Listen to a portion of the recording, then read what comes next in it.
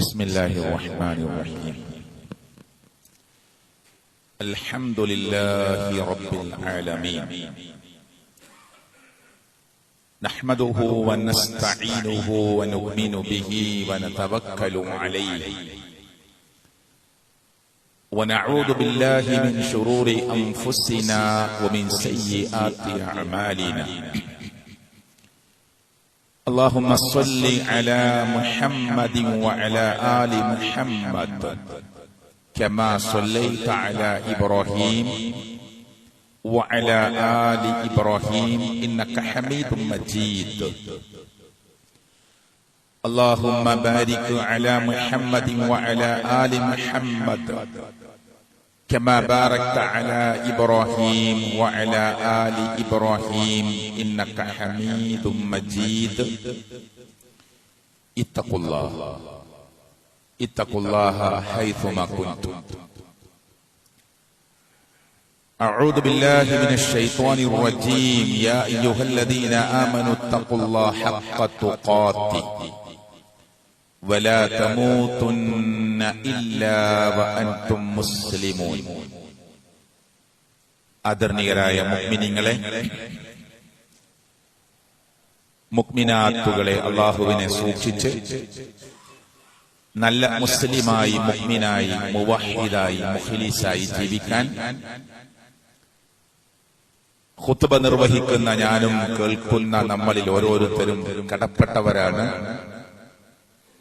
ആ ബാധ്യതാ നിർവഹണം നാം മനസാ വാച കർമ്മണ അംഗീകരിച്ച് അല്ലാഹുവിനെ അനുസരിച്ച് മുന്നോട്ട് പോകാൻ ശ്രമിക്കണം, പരിശ്രമിക്കണമെന്ന് എന്നോടും നിങ്ങളോടും ഞാൻ ഓർമ്മപ്പെടുത്തുകയാണ്, വസിയത്ത് ചെയ്യുകയാണ്. നമ്മൾ ഇന്ന് വെള്ളിയാഴ്ച വളരെ നേരത്തെ, ഇന്ന് ജുമുഅയുടെ ദിവസമാണ് എന്ന് മനസ്സിലാക്കി വളരെ നേരത്തെ എല്ലാം ഒരുങ്ങി അള്ളാഹുവിന്റെ ഭവനത്തിലെത്തിയവരാണ്. അള്ളാഹു കബൂലാക്കുമാറാകട്ടെ. സുബഹി ജമാഅത്ത് ഇന്ന് എന്നല്ല, എല്ലാ ദിവസവും ജാഗ്രത പാലിച്ച് ശ്രദ്ധയോടുകൂടി ജമാഅത്തായി നിർവഹിക്കാൻ ശ്രമിക്കുന്നവരാണ് നമ്മൾ. അള്ളാഹു സ്വീകരിക്കുമാറാകട്ടെ. നാട്ടിൽ ഒരു വേദനിക്കുന്ന, പ്രയാസപ്പെടുന്ന, കഷ്ടപ്പെടുന്ന, ദുരിതമനുഭവിക്കുന്ന ഒരു കുടുംബത്തിന്റെയോ വ്യക്തിയുടെയോ സഹോദരന്റെയോ സഹോദരിയുടെയോ വാർത്ത കേൾക്കുമ്പോൾ, അത് വാട്സാപ്പ് വഴിയാണെങ്കിലും സോഷ്യൽ മീഡിയ വഴിയാണെങ്കിലും അറിയാത്തവരാണെങ്കിൽ പോലും ഒരു ചെറിയ സംഖ്യ അതിന്റെ QR കോഡ് ഉപയോഗിച്ചോ അല്ലാതെയോ നേരിട്ട് വിളിച്ചോ ഒക്കെ കൊടുക്കുന്നവരാണ് നമ്മൾ. അള്ളാഹു സ്വീകരിക്കുമാറാകട്ടെ. അപ്പൊ നമ്മൾ ചെയ്തുകൊണ്ടിരിക്കുന്ന ഒരുപാട് സൽക്കർമ്മങ്ങളുണ്ട്. അത് ഞാനിങ്ങനെ എടുത്തു പറഞ്ഞാൽ ഒരു ഖുത്ബ അതിന് തന്നെ വേണ്ടിവരും. നമ്മൾ ചെയ്യുന്ന ഓരോ ചെറുതും വലുതുമായ അമലും, ഇതെല്ലാം ചെയ്തിട്ട് അവസാനം ഇതെല്ലാം ചെയ്യാത്തവനെ പോലെ നമ്മളായി മാറിയാലോ? 5 നേരം നമസ്കരിച്ചിട്ടുണ്ട്, പക്ഷെ അള്ളാഹുവിന്റെ ലിസ്റ്റിലില്ല. ജുമുഅക്ക് നേരത്തെ എത്തിയിട്ടുണ്ട്, പക്ഷെ അള്ളാഹുവിന്റെ റെക്കോർഡിലില്ല. ഞാൻ പറയുന്നതിന്റെ ഗൗരവം നമുക്ക് മനസ്സിലാവണം. നമ്മൾ പാവപ്പെട്ടവരെ സഹായിച്ചിട്ടുണ്ട്, പക്ഷെ അള്ളാഹുവിന്റെ രേഖയിലില്ല. സകാത്ത് കൊടുത്തിട്ടുണ്ട്, ഹജ്ജ് ചെയ്തിട്ടുണ്ട്, ഉംറ ചെയ്തിട്ടുണ്ട്. ഒരാൾക്കും അറിയാത്ത വിധത്തിൽ രഹസ്യമായി ദാനധർമ്മങ്ങൾ ചെയ്തിട്ടുണ്ട്. എല്ലാം അള്ളാഹുവിന്റെ കോടതിയിലെത്തുമ്പോ നിന്റെ കർമ്മങ്ങളെല്ലാം നിഷ്ഫലമാണ് എന്ന് പറഞ്ഞാൽ പറ്റില്ല. എനിക്കെന്റെ കർമ്മത്തിന് പ്രതിഫലം തരണമെന്ന് അള്ളാഹുവിന്റെ മുമ്പിൽ ചോദിക്കാൻ ആർക്ക് ധൈര്യമുണ്ടാകും? ആർക്ക് ചോദിക്കാനാവും? നാട് ഭരിക്കുന്ന രാജാക്കന്മാരെ പോലെയോ രാഷ്ട്രം ഭരിക്കുന്ന തലവന്മാരെ പോലെയോ നീതിയും അനീതിയും പ്രശ്നമാക്കാതെ ഏതെങ്കിലും അർത്ഥത്തിലുള്ള അനീതിയുടെ വർത്തമാനം അള്ളാഹുവിന്റെ ഭാഗത്തുനിന്നുണ്ടാകുമോ? ഒരിക്കലില്ല. നമ്മൾ ചെയ്ത മൈന്യൂട്ട് കാര്യം നന്മയാണെങ്കിൽ അത് അള്ളാഹു അതിന് അനുസൃതമായ പ്രതിഫലം തരുമെന്ന കാര്യത്തിൽ തർക്കമില്ല, സ്വീകരിക്കും. സ്വീകരിക്കാതെ പോയാൽ അള്ളാഹു വെച്ച മാനദണ്ഡങ്ങളെ അവഗണിച്ച് മാനദണ്ഡങ്ങളെ കാറ്റിൽ പറത്തി ഞാനും നിങ്ങളും കുറെ അമല് ചെയ്ത് റബ്ബിന്റെ കോടതിയിൽ ഇങ്ങനെ നെകളിപ്പ് കാട്ടി നിൽക്കാൻ പറ്റുമെന്ന് ആരെങ്കിലും വിചാരിക്കുന്നുണ്ടോ? അത് തെറ്റായ ധാരണയാണ്. അങ്ങനെ ഒരു നെകളിപ്പിലും ഏതെങ്കിലും കയ്യൂക്കിലൊന്നും അള്ളാഹുവിന്റെ കോടതിയിൽ നമുക്ക് ഒന്നും നേടാൻ കഴിയില്ല. അതുകൊണ്ട് ഞാൻ ഇനി പറയുന്ന ചില കാര്യങ്ങളുണ്ട്. അത് നമ്മുടെയൊക്കെ ജീവിതത്തിൽ ഉണ്ടോ ഇല്ലേ ഗൗരവമായി ഓർക്കണം. ഒന്ന്, യാ അയ്യുഹല്ലദീന ആമനൂ ഇജ്തനിബൂ കസീറൻ മിനൽ വന്നി. ചെറിയ കാര്യമായിട്ടാണ് നമുക്ക് തോന്നുക. യാ അയ്യുഹല്ലദീന ആമനൂ, വിശ്വാസികളെ, യാ അയ്യുഹല്ലദീന ആമനൂ ഇജ്തനിബൂ കസീറൻ മിനൽ വന്നി. വിശ്വാസികളെ, നിങ്ങൾ ഊഹങ്ങളെ വെടിയണം. അയാൾ പറഞ്ഞു നേരത്തെ വന്നു, അതിനായിരിക്കാം. അയാൾ അതിലെ പോകുന്നുണ്ട്, ഇതിനായിരിക്കാം. നമുക്ക് എന്ത് ലാഭം കിട്ടും? വെറുതെ ആവശ്യമില്ലാത്ത ചിന്തിച്ചിട്ട് എന്ത് ലാഭം നമുക്ക് കിട്ടുക?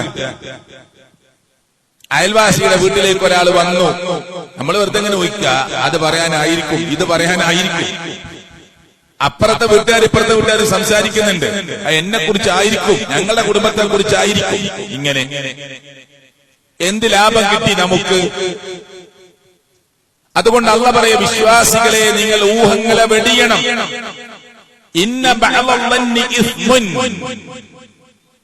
ഊഹങ്ങളിൽ പലതും കടുത്ത പാപമാണ്. ഒരു വിശ്വാസിയോട് നിങ്ങൾ ഊഹിക്കാൻ അവസരമുണ്ടാക്കരുതെന്ന് പറഞ്ഞു നബി സല്ലല്ലാഹു അലൈഹി വസല്ലം. നമുക്കൊരു 500ന് ചേഞ്ച് വേണം. 2 കടയിൽ കയറി കിട്ടിയില്ല. അപ്പൊ അപ്പുറത്തെ ബീവറേജ് ആണ്, അപ്പുറത്തൊരു മദ്യഷാപ്പാണ്. അവിടെ കയറി ചില്ലറയാക്കി. എന്നിട്ട് ഞാൻ അവിടുന്ന് ചില്ലറയാക്കി ഇറങ്ങുമ്പോ എന്നെ പരിചയമുള്ള ഒരാള്, ഇയാളെന്താ ബീവറേജിൽ നിന്ന് ഇറങ്ങുന്നത്, ഇയാളെന്താ കള്ളുഷാപ്പിൽ നിന്ന് ഇറങ്ങുന്നത്. ഇങ്ങനെ ഊഹിക്കുവാൻ സാധ്യതയുള്ള മേഖലകളെ വിശ്വാസി ഒഴിവാക്കണം. നാട്ടിൽ അറിയപ്പെട്ടത് വൃത്തികെട്ട പെണ്ണാണ്, സഹോദരിയാണ്. അവളിങ്ങനെ നടന്നു പോകുമ്പോ നമ്മൾ വടിക്കുന്ന ഇങ്ങനെ സംസാരിക്കുന്നുണ്ട്. അവളെ കുറിച്ച് മോശ അഭിപ്രായമാണ് ആളുകൾക്കിടയിലുള്ളത്. അപ്പൊ നമ്മൾ നമ്മളെ കുറിച്ച് വെറുതെ ഒരു സംശയത്തിൽ ഇടമുണ്ടാക്കുന്നതിന് അവസരം കൊടുക്കരുത് എന്ന് മുഹമ്മദ് മുസ്തഫ സല്ലല്ലാഹു അലൈഹി വസല്ലം. എന്നാ അങ്ങനെ ഊഹിച്ച് നടക്കാൻ പറ്റുമോ? ഇല്ല. അപ്പൊ ഊഹങ്ങളിൽ അധികവും പാപമാണ്. 2, വലാ തജസ്സസു വലാ യഗ്തബ് ബഅ്ദുകും ബഅ്ളാ. 2, 3 ചാരവൃത്തിയിൽ നിങ്ങൾ ഏർപ്പെടരുത്. ഓനെ കുറിച്ച് ഇങ്ങനെ ചുടിഞ്ഞ് അന്വേഷിച്ച് ചാരപ്പണി എടുക്കുന്ന ഒരു ഏർപ്പാട് വിശ്വാസിക്കില്ല. നമ്മൾ സ്ട്രൈറ്റ് ആണ്. നമുക്ക് എത്രയോ ഇടപെടേണ്ട കാര്യങ്ങളുണ്ട്, അവിടെയാണ് നാം ഇടപെടേണ്ടത്. ആവശ്യമില്ലാത്ത സ്ഥലത്ത് നമ്മൾ ഇടപെടേണ്ട, ആവശ്യമില്ലാത്ത കാര്യം അന്വേഷിക്കാനും പോകണ്ട. കുതിരപ്പുറത്ത് ഒരാൾ കലക്ഷൻ ചോദിച്ചു വന്നാൽ, കുതിരപ്പുറത്താ വന്നത്, എനിക്കൊരു ചെറിയ സഹായം വേണം, പ്രവാചകൻ സല്ലല്ലാഹു അലൈഹി വസല്ലം പറഞ്ഞു, ഉണ്ടെങ്കിൽ കൊടുക്കുക, അല്ലെങ്കിൽ മാന്യമായി വർത്തമാനം പറയാം. വന്നതൊരു ബൈക്ക് ഓടിച്ചിട്ടാ 500 രൂപ കടം ചോദിക്കാൻ. എനിക്കൊരു ഗുളിക വാങ്ങാനുണ്ട്, ക്യാഷ് ഇല്ല എന്ന് പറഞ്ഞൊരു ബൈക്കിലാ വന്നത്.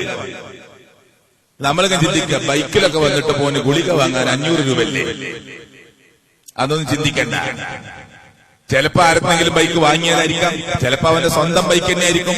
ഒരു 500 രൂപക്ക് ബുദ്ധിമുട്ടിയപ്പോ ചോദിച്ചതായിരിക്കും.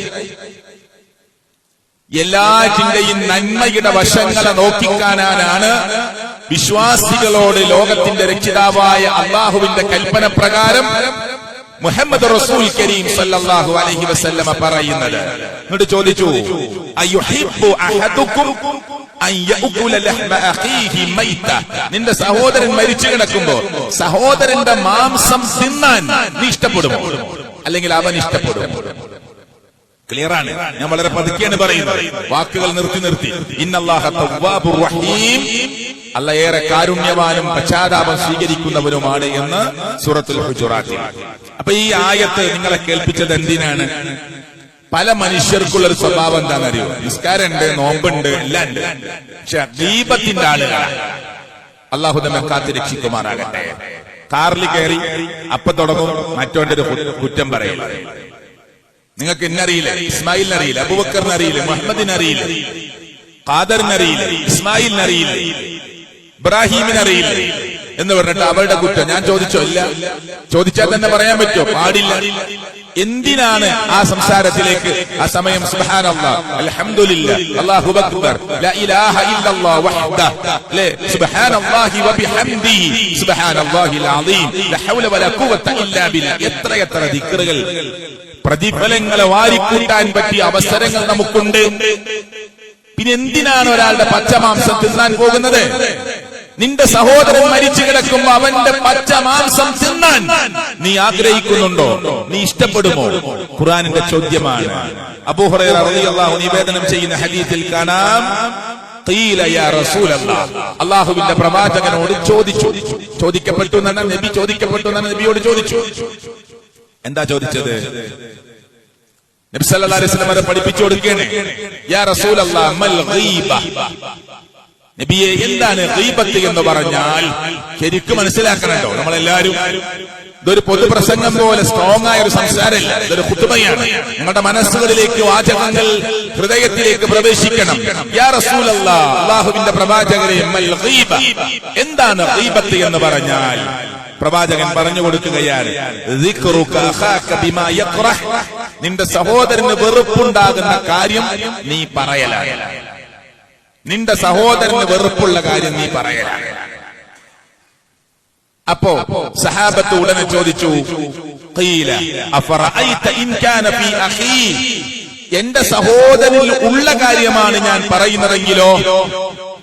ചോദ്യം കൃത്യമായി മനസ്സിലായിക്കോളൂ.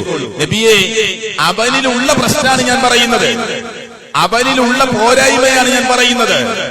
അഫറഅയ്ത ഇൻ കാന ഫീ അഖീ മാ അഖൂൽ, ഞാൻ പറയുന്നത് അവനിലുള്ള എന്റെ സഹോദരനിലുള്ള കാര്യമാണ് ഞാൻ പറയുന്നതെങ്കിലോ? പ്രവാചകൻ സല്ലല്ലാഹു അലൈഹി വസല്ലം മറുപടി, ഖാല ഇൻ കാന ഫീഹി മാ തഖൂൽ, താങ്കൾ പറയുന്നത് അവനിൽ ഉള്ള കുറ്റമാണ്, അവനിലുള്ള കുറവാണ്, അവനിലുള്ള പോരായ്മയാണ് നീ പറയുന്നതെങ്കിൽ ഫഖദ് ഇഖ്തബ്തഹു, അതാണ് ഗീബത്ത്. അതാണ് ഗീബത്ത്. അത് പറയേണ്ടത് ആരോടാ? ഇപ്പൊ ശിഹാബ് എന്ന എന്തിൽ പോരായ്മയുണ്ട്? നിങ്ങളെ കൂട്ടത്തിൽ ഒരാൾക്ക് അതറിയും. ആരോടാ പറയേണ്ടത്? വേറെ ഏതെങ്കിലും ഒരാളോട് പറഞ്ഞിട്ട് കാര്യമല്ല, അത് ഗീബത്താണ്.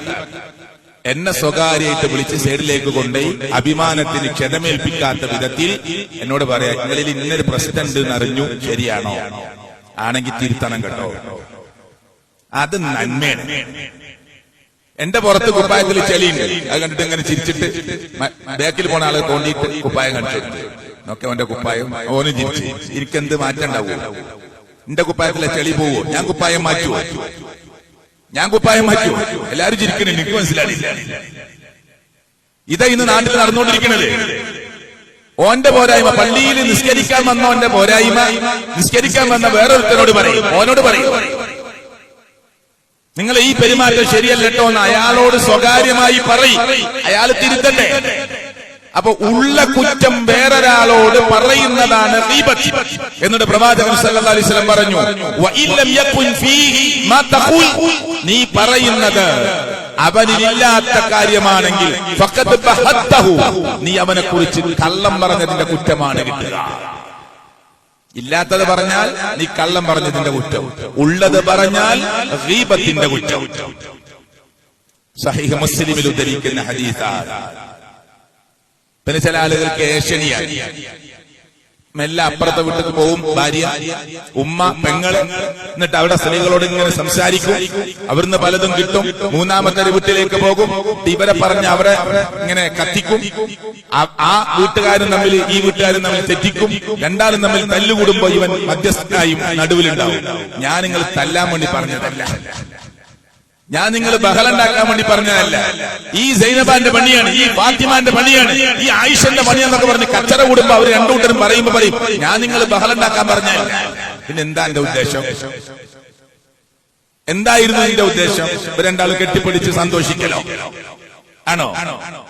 എന്തായിരുന്നു ലക്ഷ്യം ഈ സംസാരത്തിന്റെ? അതുകൊണ്ട് അല്ലാഹുവിന്റെ പ്രവാചകൻ പറഞ്ഞു, ലാ യദ്ഖുലുൽ ജന്നത നമ്മാമുൻ, ഏഷണിക്കാർ സ്വർഗത്തിൽ ഉണ്ടാവുകയില്ല എന്ന് മുഹമ്മദ് റസൂൽ കരീം സല്ലല്ലാഹു അലൈഹി വസല്ലം. ഞാൻ ഗൗരവം മനസ്സിലാക്കാൻ നിങ്ങൾക്ക് പറഞ്ഞുതരാം. നബി സല്ലല്ലാഹു അലൈഹി വസല്ലമയുടെ ഒരു ഭാര്യ കുറച്ച് ഉയരം കുറവാണ്. ആയിഷ ബീബി റളിയല്ലാഹു അൻഹാ നബി സല്ലല്ലാഹു അലൈഹി വസല്ലം അടുക്കൽ ഇങ്ങനെ ഇരിക്കുമ്പോ നബിയുടെ മറ്റേ ചെറിയ ഭാര്യമാരുടെ കൂട്ടത്തിൽ ഉയരം കുറഞ്ഞ ഭാര്യ ഇങ്ങനെ വരുന്നുണ്ട്. അപ്പോ നബി അങ്ങനെ തോണ്ടിയിട്ട് ആയിഷ ബീബി തമാശയിൽ കൂടി പറഞ്ഞു, നിങ്ങളെ ചോട്ട വരുന്നുണ്ട് എന്ന്. ഇത്രയേ ഉള്ളൂ. ഖസീറ. മനസ്സിലായില്ലേ? നബി സല്ലല്ലാഹു അലൈഹി വസല്ലമക്ക് 9 ഭാര്യമാർ ഒരേ സമയമുണ്ട്. നമ്മുടെ ഉമ്മമാരാണെങ്കിൽ ഒരു സ്ത്രീകളാണ്. ചെറിയ ചെറിയ പോരായ്മയും കുശുമ്പൊക്കെ അവരടുത്തുണ്ടാവും. മനസ്സിലായില്ലേ? അതുകൊണ്ട് ആയിഷ ബീവി പറഞ്ഞു നബിയോട്, നിങ്ങളെ ഖസീറ വരുന്നുണ്ട്. അതിന്റെ അർത്ഥം നിങ്ങളെ ചോട്ട ഉയരം കുറഞ്ഞ ആള് വരുന്നുണ്ട്. അള്ളാഹുവിന്റെ പ്രവാചകൻ ഖാല നബിയു സല്ലല്ലാഹു അലൈഹി വസല്ലം, നബി സല്ലല്ലാഹു അലൈഹി വസല്ലം ആയിഷ ബീവിയോട് പറഞ്ഞു, ലഖദ് ഖുൽതി കലിമ, നീ പറഞ്ഞ വാക്കുണ്ടല്ലോ, ലൗ മുസിജത് ബിമാഇൽ ബഹരി ലമസജതുഹു, അത് കൊണ്ടുപോയി കടലിൽ കലക്കിയാൽ കടൽ കലങ്ങിപ്പോകും ആയിഷ. നീ ഇപ്പൊ പറഞ്ഞ വാക്കില്ലേ, സമുദ്രത്തിൽ കൊണ്ടുപോയി കലക്കിയാൽ സമുദ്രം കലങ്ങിപ്പോകും. അതുകൊണ്ട് തെറ്റുപറ്റിന്ന് അവരോട് പറ. നമ്മളൊക്കെ പറഞ്ഞതൊക്കെ കൂട്ടുകയാണെങ്കിൽ ഇനി കലക്കാൻ കടലുണ്ടാവും. ഉണ്ടാവൂ? ഒരു ഖസീറ ചോട്ടാന്ന് വിളിച്ചിനപ്പ ഈ പ്രശ്നം. നീളം കൂടിയ വേറെ പേര്, നീളം കുറഞ്ഞ വേറെ പേര്, തടി കൂടിയ വേറെ പേര്, കാലിന് ചെറിയ പ്രശ്നം ഉണ്ടെങ്കിൽ വേറെ പേര്, അറിയപ്പെടലെന്നെ അങ്ങനെ ആയിരിക്കും. ഒറിജിനൽ പേര് പറഞ്ഞാൽ അറിയില്ല. അവന്റെ രണ്ടാമത്തെ പേരിലെ നാട്ടിൽ അറിയുള്ളൂ. എന്നിട്ട് ചിരിക്കല, എന്നിട്ട് നിസ്കരിക്കാൻ 5 നേരം വന്ന അല്ലാഹു അക്ബർ, അല്ലാഹു എന്റെ പാപങ്ങൾ പുറത്തു തരണേ, നന്നായി പുറത്തു തരുക. മറ്റുള്ളവരെ പച്ച മാംസം നിന്ന് പരിഹസിച്ച് ഏഷണി നടത്തി, ഗീബത്ത് നടത്തി, അള്ളാന്റെ മുമ്പിൽ സുജൂദിൽ കിടന്ന് ദുആ ചെയ്താൽ പടച്ചവൻ സ്വീകരിക്കുമെന്ന തെറ്റായ ധാരണ ഒരു വിശ്വാസിക്കുണ്ടാകരുത് എന്നാണ് ഞാൻ ഈ പറഞ്ഞതിന്റെ അർത്ഥം. മാത്രമല്ല, നബി ഉമാമ അൽ ബാഹിലി റളിയല്ലാഹു അൻഹു അദ്ദേഹം റിപ്പോർട്ട് ചെയ്യുന്ന ഹദീസിൽ കാണാം, നാളെ പരലോകത്ത് അദ്ദേഹം പറയാ, നാളെ പരലോകത്ത് അല്ലാഹു തആല ആ അടിമക്ക് അവന്റെ കിതാബ് കയ്യിൽ കൊടുക്കും. അപ്പോ ഒരു അടിമ ആ കിതാബ് നോക്കിയിട്ട് ഫയറാ ഫീഹി ഹസനാത്ത്, ധാരാളം നന്മകൾ ആ കിതാബിൽ ഇങ്ങനെ കാണുന്നുണ്ട്. എന്നിട്ട് ആ അടിമ പറയാ, ലം യകുൻ അമിലഹ, ഈ നന്മകളുടെ അമലുകളുടെ പ്രതിഫലം ഈ കിതാബിൽ ഇങ്ങനെ കാണുമ്പോ ഇയാൾ ചെയ്യാത്ത അമലിന്റെ കൂലിയൊക്കെ ഈ കിതാബിൽ വന്നിട്ടുണ്ട്. അള്ളാഹു നാളെ തരുന്ന രേഖയിൽ ഇവന്റെ കയ്യിൽ കൊടുക്കുന്ന കിതാബിൽ ഇവൻ ചെയ്യാത്ത സൽക്കർമ്മങ്ങളുടെ അമലുകളുടെ കൂലിയൊക്കെ ഇതിലിങ്ങനെ കാണുകയാണ്. ഫയഖൂലു യാ റബ്ബ്, എന്റെ റബ്ബേ, എന്റെ റബ്ബേ. ഈ അടിമ ചോദിക്കുകയാണ് അല്ലാഹുവിനോട്, പടച്ചവനെ, മിൻ ഐന ലി ഹാദാ, എങ്ങനെയാണ് ഇതൊക്കെ എനിക്ക് കിട്ടിയത്?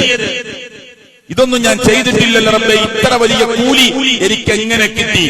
അല്ലാഹുവിന്റെ മറുപടി, ഫയഖൂലു ഹാദാ ബിമഖ്തബാക അന്നാസ് വഅൻത ലാ തശ്കുർ, നീ അറിയാത്ത വിധത്തിൽ നിന്നിൽ നടത്തിയ ആളുകൾ നടത്തിയ പരദൂഷണത്തിന്റെ പ്രതിഫലമായി അവരുടെ സൽക്കർമ്മങ്ങൾ നിന്നിലേക്ക് തന്നതാണ്. മനസ്സിലായിട്ടില്ലേ പറഞ്ഞ്?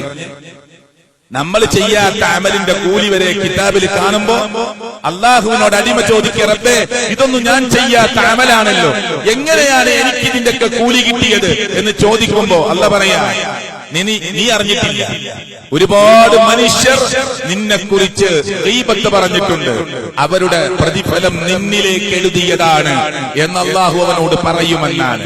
ചോർച്ച സംഭവിക്കും. അതായത് നേരത്തെ പറഞ്ഞത്, നിസ്കരിക്കുന്ന ആള്, സ്വതക്ക കൊടുക്കുന്ന ആള്, സക്കാത്ത് കൊടുക്കുന്ന ആള്, ഹജ്ജ് ചെയ്ത ആള്, ഉംറ ചെയ്ത ആള്, നാട്ടിൽ വീടുണ്ടാക്കി കൊടുത്ത ആള്, കിണർ കുഴിച്ചു കൊടുത്ത ആള്, പക്ഷെ ഏഷണി പരദൂഷണം ഒക്കെ ആയിട്ട് നടക്കണേ.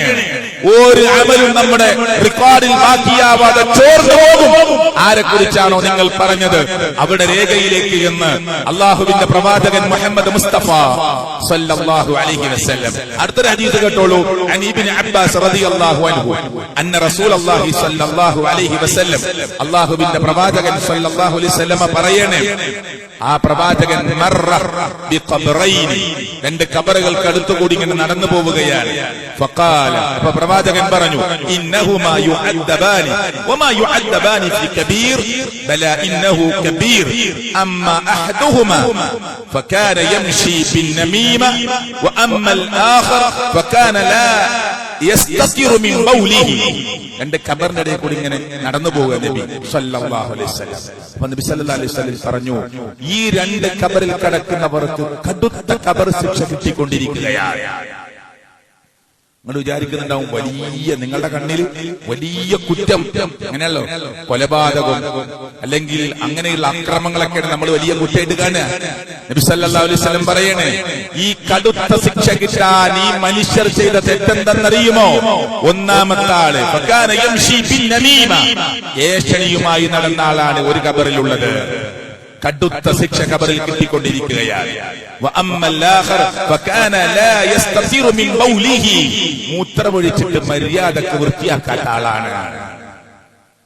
ഇതിന്റെ പേരിൽ ഈ ഖബറിൽ കിടക്കുന്ന ആൾക്ക് കടുത്ത ശിക്ഷ കിട്ടിക്കൊണ്ടിരിക്കുന്നു എന്ന് മുഹമ്മദ് മുസ്തഫ സല്ലല്ലാഹു അലൈഹി വസല്ലം.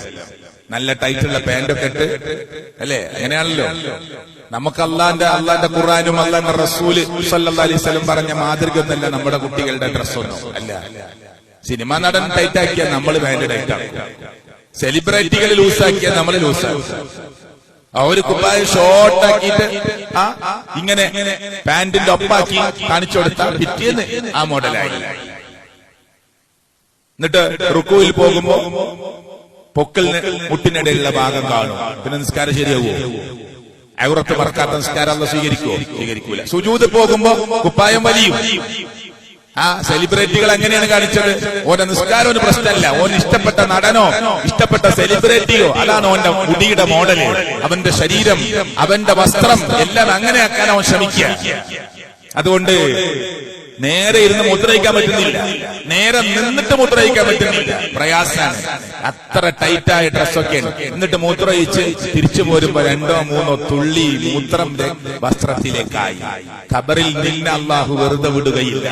കടുത്ത ശിക്ഷ മൂത്രമൊഴിച്ചിട്ട് മര്യാദക്ക് വൃത്തിയാക്കാത്തവന് ഖബറിൽ കിട്ടുമെന്നാണ് അള്ളാഹുവിന്റെ പ്രവാചകൻ മുഹമ്മദ് റസൂൽ കരീം സല്ലല്ലാഹു അലൈഹി വസല്ലമ പറഞ്ഞു തരുന്നത്. ഇനി മഹാനായ ഇബ്നുൽ ജൗസി റഹിമഹുല്ലാഹ്, അദ്ദേഹത്തിന്റെ കിതാബായ ഒരുപാട് ഗ്രന്ഥം രചിച്ച മഹാനായ പണ്ഡിതനാണ് ഇമാം ഇബ്നുൽ ജൗസി റഹിമഹുല്ലാഹ്. അദ്ദേഹത്തിന്റെ അത്തദ്ഖിറ എന്ന് പറയുന്ന ഗ്രന്ഥത്തിൽ കേട്ടോ, ഒരുപാട് ഗ്രന്ഥങ്ങളുള്ള ഒരു വലിയ പണ്ഡിതനും എഴുത്തുകാരനും വാഗ്മിയും ഒക്കെയാണ് ഇബ്നു ജൗസി റഹിമഹുല്ലാഹ്. അദ്ദേഹത്തിന്റെ അത്തദ്ഖിറ എന്ന ഗ്രന്ഥത്തിൽ ഗീബത്തുമായി ബന്ധപ്പെട്ട ചർച്ച നടക്കുന്ന സ്ഥലത്ത് അദ്ദേഹം പറയണേ, ഫകം അഫ്സദത്തുൽ ഗീബ മിൻ അഅമാലി സ്വാലിഹീൻ. നല്ല മനോഹരമായ സാഹിത്യ പ്രയോഗം നടത്തുന്ന പണ്ഡിതനാണ്. ഫകം അഫ്സദത്തുൽ ഗീബ മിൻ അഅമാലി സ്വാലിഹീൻ. എത്രയെത്ര സൽക്കർമ്മങ്ങൾ ചെയ്തവരുടെ സൽക്കർമ്മങ്ങളെയാണ് ഗീബത്ത് ഫസാദിലാക്കി കളഞ്ഞത്, നഷ്ടപ്പെടുത്തി കളഞ്ഞത്. ഒരുപാട് സൽക്കർമ്മം ചെയ്ത മനുഷ്യരുടെ അമലുകളെ അവന്റെ ഗീബത്ത് നശിപ്പിച്ചു കളഞ്ഞിട്ടുണ്ട്. എത്ര സൽക്കർമ്മം ചെയ്ത ആളുകളുടെ പ്രതിഫലത്തെയാണ് അവന്റെ ഗീബത്ത് തകർത്തു കളഞ്ഞത്. ലോകത്തിന്റെ രക്ഷിതാവായ റബ്ബിന്റെ കോപം എത്രയെത്ര ആളുകളാണ് ഈ ഗീബത്തിലൂടെ നേടിയെടുത്തിട്ടുള്ളത്. ഗീബ എന്ന് പറഞ്ഞാൽ ഫാഖിഹത്തുൽ അർദലീൻ, നീചന്മാരുടെ ഭക്ഷണമാണ്. വസിലാഹുൽ ആജിസീൻ, ദുർബലരുടെ അശക്തരുടെ ആയുധമാണ്.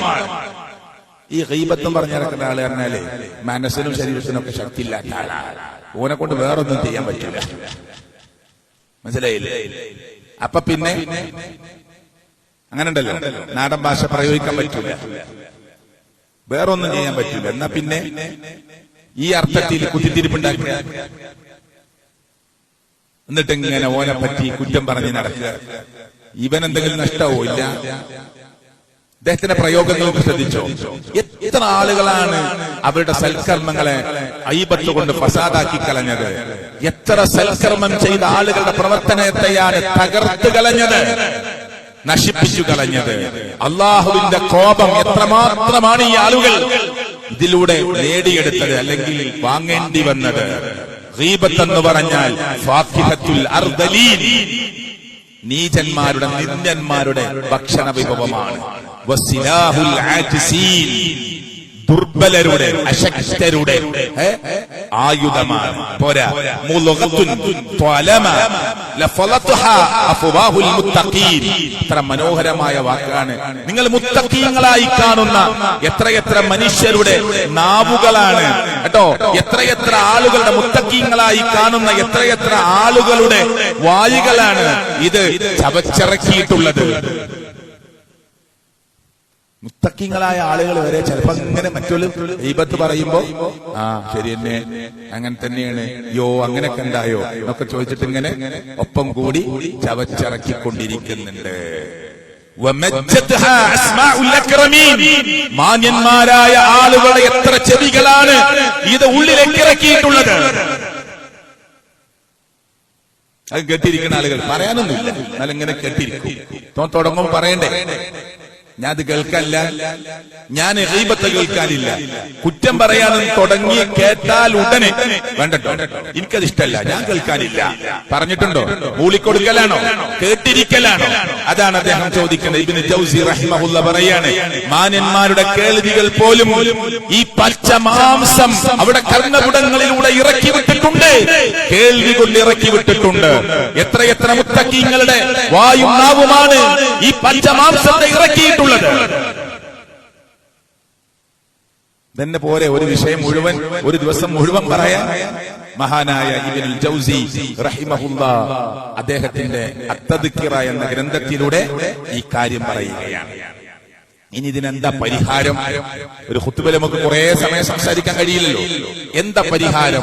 നബി സല്ലല്ലാഹു അലൈഹി വസല്ലമയോട് ചോദിച്ചപ്പോൾ പ്രവാചകൻ പറഞ്ഞു, ഇങ്ങനത്തെ വിഷയങ്ങളിൽ ഈ ഏഷണി, പരദൂഷണം, മറ്റുള്ളവരെ കളിയാക്കാൻ പോവുക, ഇതൊക്കെ ദുർബലരുടെ ആയുധമാണ് എന്ന് ജൗസി പറഞ്ഞില്ലേ?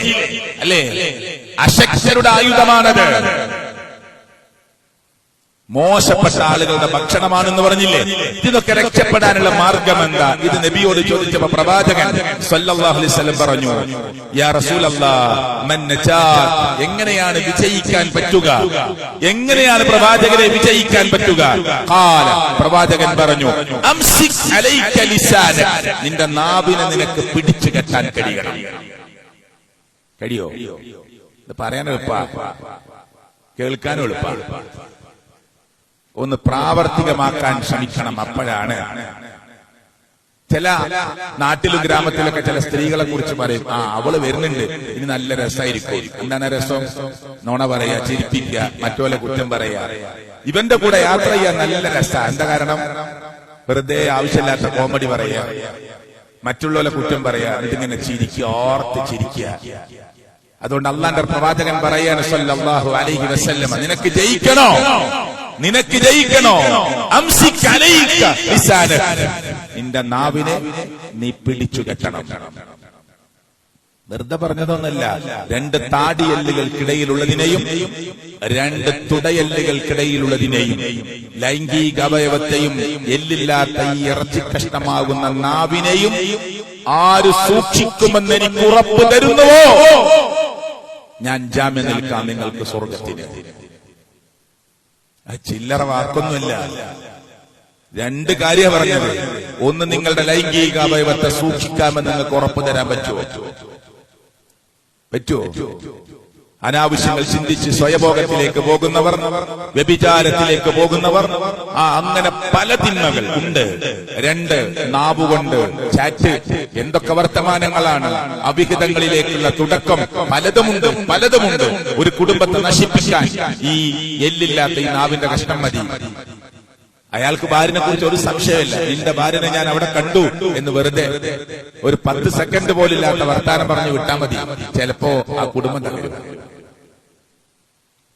അതുകൊണ്ട് നാവിനെയും ലൈംഗിക അവയവത്തെയും ജനനേന്ദ്രിയത്തെയും സൂക്ഷിക്കാമെന്ന് ആര് ഉറപ്പു തരുന്നുവോ അവർക്ക് സ്വർഗത്തിന് വേണ്ടി ഞാൻ ജാമ്യം നിൽക്കാമെന്ന് മുഹമ്മദ് മുസ്തഫ സ്വല്ലല്ലാഹു അലൈഹി വസല്ലം.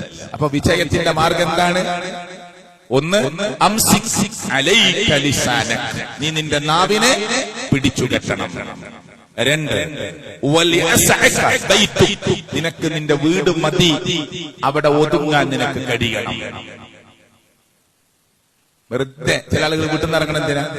ആവശ്യം ഉണ്ടെങ്കിൽ വീട്ടിൽ നിന്ന് ഇറങ്ങണം, ആവശ്യം കഴിഞ്ഞാൽ വീട്ടിൽ വരണം. വീട്ടിൽ നിന്ന് ഇറങ്ങണം എന്തിനാ കണ്ണൂരിൽ ഇറങ്ങിയത്? കാര്യമൊന്നുമില്ല, പിന്നെ വെറുതെ. എന്താ ഈ അങ്ങാടിയിലിരിക്കുന്നത്? ഒന്നുമില്ല, സാധനം വാങ്ങാൻ വന്നതല്ല, പിന്നെ വെറുതെ കുറച്ചേരൊക്കെ സംസാരിച്ചിട്ട് പോകാം. ചെറിയ പണ്ടത്തെ ഏതെങ്കിലും ഒരു ചായ പീടിയൊക്കെ ഉണ്ടാവും, അവിടെ ഒരു ബെഞ്ചൊക്കെ ഉണ്ടാവും മുന്നിൽ, അവിടെ നിന്നിരിക്കും. രാവിലെ ചായ കുടിക്കാൻ വരുന്നവർക്ക് പോലും സീറ്റ് കിട്ടൂല, ഇവരവിടെ ഇരുന്നിട്ടുണ്ടാവും. എന്നിട്ട് അങ്ങനെ വർത്താനം പറയാ, വരുന്നവരെ കുറിച്ചും പോകുന്നവരെ കുറിച്ചും നാടിനെ കുറിച്ചും രാഷ്ട്രീയത്തെ കുറിച്ചും പറഞ്ഞിരിക്കുക. ആവശ്യം കഴിഞ്ഞാൽ വീട്ടിൽ പോണം. നിനക്ക് നിന്റെ വീട് വിശാലമായ സ്ഥലമായി തോന്നണം. കൂരായിരിക്കും നിന്റെ വീട്, ഒരു കൂരായിരിക്കും, ഒരു ഓല കൊണ്ട് മേഞ്ഞുണ്ടാക്കിയ ചെറിയ കുടിലായിരിക്കും, അത് മതി, അവിടെ നീ ഒതുങ്ങണം. നീ ചെയ്തു പോയ തെറ്റുകളെ കുറിച്ച് ഓർത്ത് നീ കരയണം. ഈ 3 മാർഗമാണ് പ്രവാചകൻ മുഹമ്മദ് മുസ്തഫ ഈ ഖുതുബ കഴിഞ്ഞു പോകുമ്പോൾ മനസ്സിലുണ്ടാവണം കേട്ടോ. 3 കാര്യം. 1, നിന്റെ നാവിനെ നിനക്ക് പിടിച്ചു കെട്ടാൻ കഴിയണം. സഹോദരിമാരെ, നിങ്ങൾ പർദ്ദയിട്ട് മഫ്തയിട്ട് പള്ളിയിൽ വന്നിട്ട് ഈ നിസ്കാരം കഴിഞ്ഞ് സുന്നത്ത് കഴിഞ്ഞ് വീട്ടിലേക്ക് പോകുമ്പോ ഏതെങ്കിലും ഒരു പെണ്ണിന്റെ ആണിന്റെ കുറ്റം പറയാനാണ്, ഗീബത്ത് പറയാനാ, വീട്ടിൽ പോയി അപ്പുറത്തെ അയൽവാസിയുടെ വീട്ടിലിരുന്ന് നമീമത്ത് പറയാനാ നിങ്ങൾ പർദ്ദയിട്ട് മഫ്തയിട്ട് പള്ളിയിൽ വരേണ്ട ആവശ്യമില്ല. മനസ്സിലായില്ലേ? പള്ളിയിലേക്ക് വരുമ്പോ വർത്താനം, പോകുമ്പോ വർത്തമാനം. പച്ച മാംസം തിന്നിട്ട് അപ്പുറമുള്ളവന്റെ ഇപ്പുറമുള്ളവന്റെ കുറ്റം പറഞ്ഞിട്ട് നിങ്ങൾ പള്ളിയിലേക്ക് വരണമെന്നില്ല. വീട്ടിലിരുന്നോ, നിന്റെ വീട് നിനക്ക് മതി. ചെയ്തു പോയ തെറ്റുകൾ ഇന്നുവരെ ഈ കുർബ പള്ളിയിൽ ഖുതുബ കേൾക്കുന്നവരെ ഇന്നുവരെ ജീവിതത്തിൽ സംഭവിച്ചു പോയ നാവുകൊണ്ട്, കണ്ണുകൊണ്ട്, കൈകാലുകൾ കൊണ്ട്, കൽബ് കൊണ്ട് ഓർത്തുപോയത്, ചെയ്തു പോയത്, ചിന്തിച്ചു പോയത്, സാക്ഷി നിന്നു പോയത്, കൂട്ടുനിന്നു പോയത്, തെറ്റുകളെ കുറിച്ച് ആലോചിച്ച് നീ കരയൂ. അള്ളാഹുവിനോട് പൊട്ടിക്കരഞ്ഞ് മാപ്പ് ചോദിക്കുക, രക്ഷപ്പെടാൻ പറ്റും. ചിന്തിക്കുന്ന ആലോചിക്കുന്ന ആളുകളുടെ കൂട്ടത്തിൽ എന്നെയും നിങ്ങളെയും ഉൾപ്പെടുത്തി അള്ളാഹു അനുഗ്രഹിക്കുമാറാകട്ടെ.